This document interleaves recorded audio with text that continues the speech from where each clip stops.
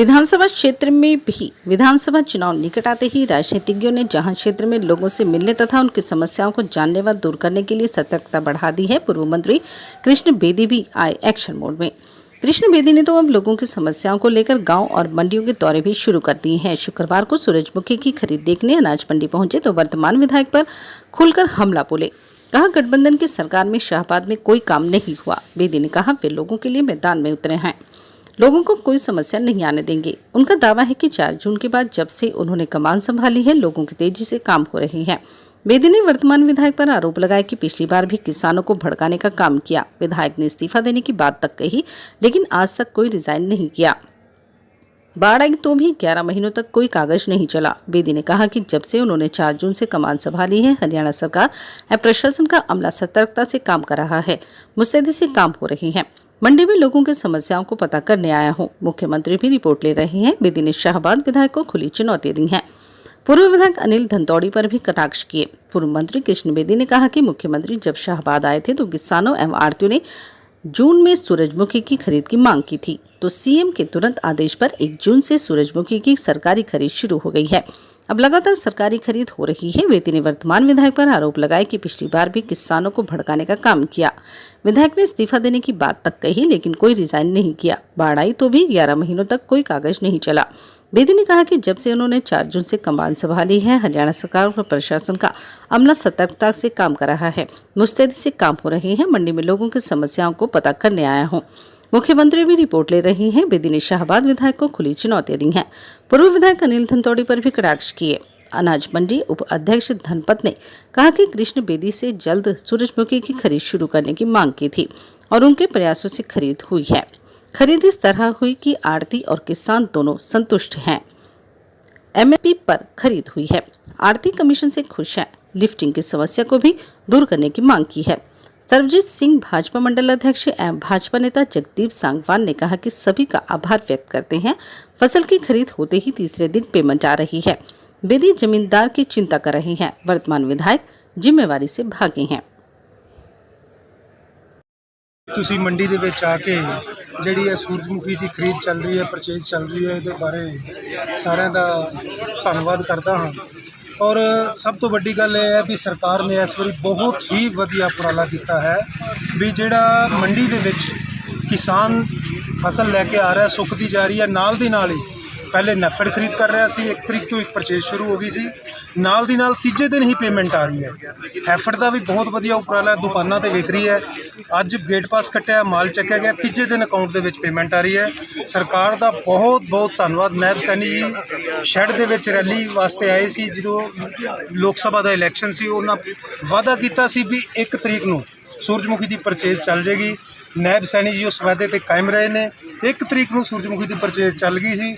और कृष्ण कुमार बेदी जी का योगदान सब तो बड़ा नायब सैनी जी की जी सज्जी बांह है, जोड़ा कि जिमीदारों के प्रति बहुत ही ज़्यादा बहुत ही चिंता करते हैं और इन्हों का योगदान सब तो ज़्यादा रहा। नाल नायब सैनी को कह के ना 1 तरीक को सूरजमुखी की खरीद शुरू करवाई है।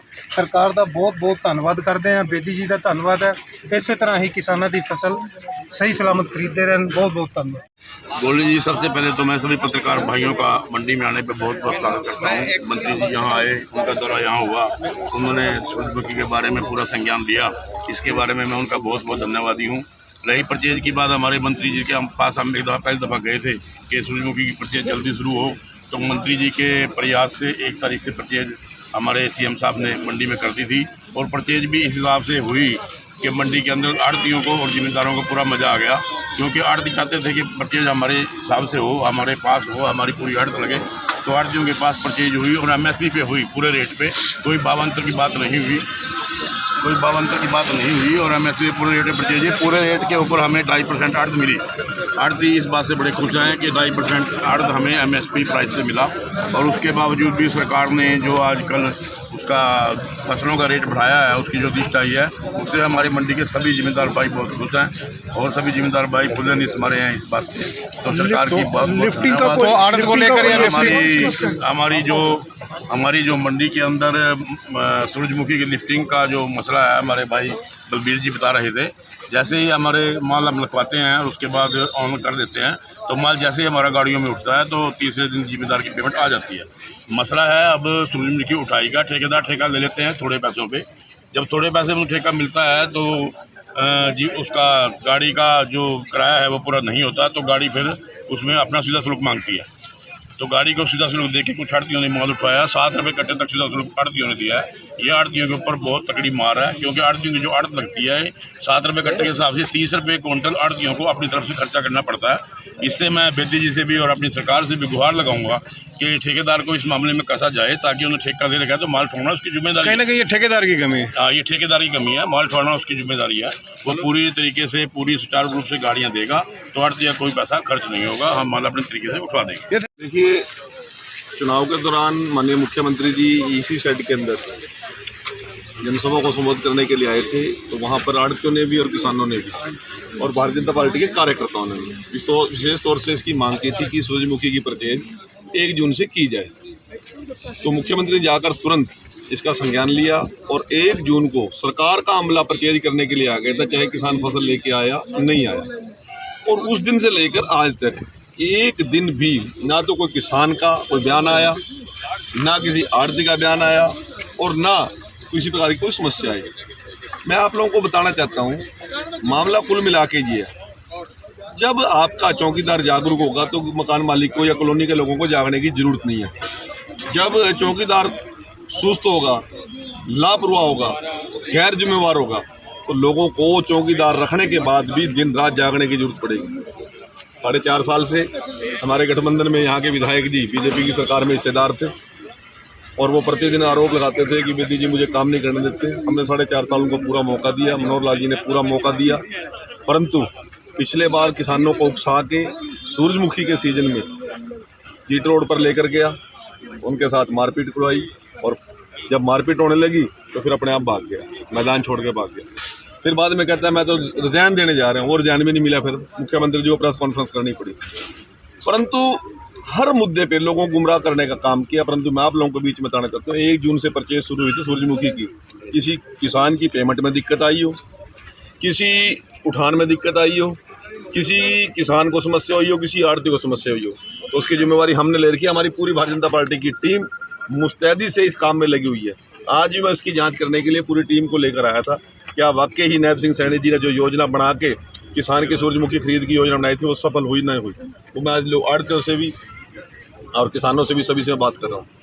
इसी प्रकार से जो पिछले साल बाढ़ आई थी, 11 महीने तक उस पर कोई एक कागज़ नहीं चला, कोई एक काम नहीं हुआ, परंतु 4 जून के बाद जब हमने कमांड संभाली, आज पूरा प्रशासन हरियाणा सरकार का अमला हेमा माजरा से लेकर और झांसा से और जलबेड़ा तक मुस्तैद है।